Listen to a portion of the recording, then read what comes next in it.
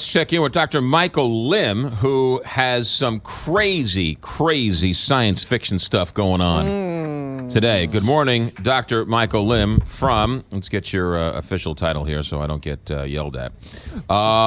It is, all right, it is a cardiologist with SLU Care and SSM Health SLU Hospital. Good morning, Dr. Michael Lim. Good morning. All right, so first of all, is it true that a pacemaker in your heart could be hacked? Technically not. So the pacemaker or defibrillator is the actual implanted part. It's a little box that goes inside and underneath the skin, usually under the left shoulder.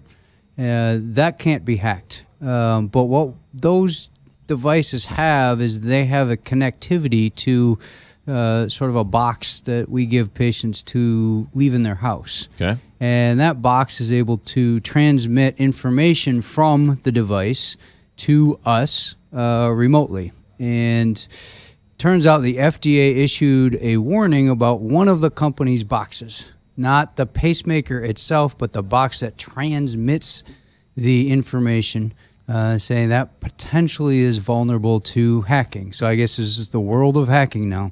Because that box takes the information from the pacemaker and then gives it to the patient and the doctor, and you can monitor the pacemaker. Correct. We can monitor, and the pacemaker actually tracks not only your heart rate, but what your heart rate is at different times, your heart rhythm, what else is going on. So there's a lot of actual information that's really very valuable in terms of trying to make sure that people are doing well without necessarily drag them into the doctor's office all the time. Yeah. So it's a good thing, but it transmits signals over wireless cell phone towers, and I guess that's susceptible to hacking. And so they've come up with something new, or what's something different? What's this other thing you guys are talking about? Well, we're coming up with brand new pacemaker technology, and so people on the radio can't see this, but you can see this. So this is a regular pacemaker. Wow, that's tiny so in and I of didn't know itself. it was that small. So it's tiny, and that's the thing that goes under your skin, and it hooks up to the heart with this wire. Okay. So it goes down So to to tell, the heart. so it's smaller than a credit card. It's smaller than a credit card. It's almost like a little bigger than a quarter. maybe $50. It's like- maybe a $50 or a Yeah, dollar, right? yeah, So really, really small. Where it's gotten smaller is in battery technology has really made it allowed to be really small. We still want it to last for a long time, so Right. lasting 10 or 12 years is really good because you can't recharge the battery. When the battery runs out on a pacemaker, we got to change the actual whole pacemaker. So you have to go in and We're take gonna it out go and put a in new one. and take that out, right, and put in a new one. So what's actually been developed and come to fruition is to actually make this even smaller and to get rid of this wire here, the cable that we call a lead, which connects the device down into the heart. So you put that tip into somebody's heart? This touches and connects into the heart, and this is how the pacemaker signal actually gets signaled from the pacemaker down into the heart, is through this wire. And how difficult is this surgery? Not very difficult. And what part of the heart do you put that in? Is it one of the four chambers? Thank you very much. Or just touches the heart, or how does that work? You're very welcome. It can go in the right bottom chamber of the heart, the right top chamber of the heart, and then a different type of a lead and a different type of device. Sometimes we put a lead over through a vein over into the left outside of the heart. I mean, it almost, not to make light, but it almost looks like a turkey thermometer in a sense. A little bit. Right, where you'd put it in the leg of the thigh to check the temperature of the turkey. A little bit. Okay. So if you think that one looks really cool, the one that's come out is basically one that's gotten much smaller, where we don't implant it under the skin, and we don't have a wire that connects it to the heart. We just implant the whole thing into the heart, and that's this little guy here, which is what we would call a wireless pacemaker. Holy mackerel. And leadless. And so what this is something that gets put in by a catheter, which is only as big as how wide that is, which is really small. It's maybe 20% of the size of your pinky in diameter. And this gets put down, and it lodges in the bottom right chamber of your heart. It has the battery in it. It has the actual guts and the brains of the operation, so it senses what's going on with your heart and delivers the actual signal that paces your heart. And there's no wires, there's no leads, and there's no incision underneath the shoulder, or then just nothing sitting under your skin. What you're holding in your hand is smaller than a AAA battery. Yes. Yes. And you're telling me that is the new pacemaker. This is the new pacemaker.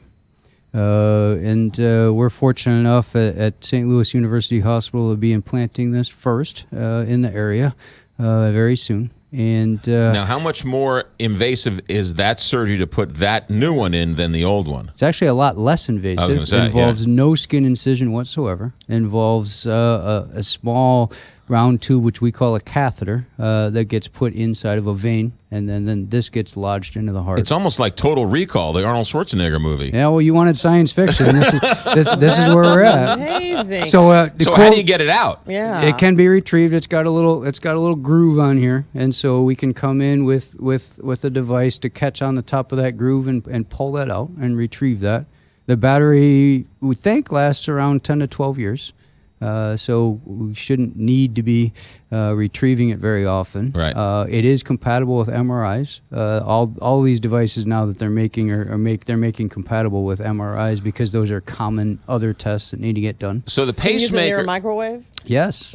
Yes. So the pacemaker, does it just monitor the heart, or does it also help regulate the heart? It helps regulate the heart and sending the electrical signal to the heart. And so, a lot of times as we get older, what happens is the wiring in our heart, it kind of gets old, and the signals aren't transmitted properly. And so the heart starts beating improperly or not enough.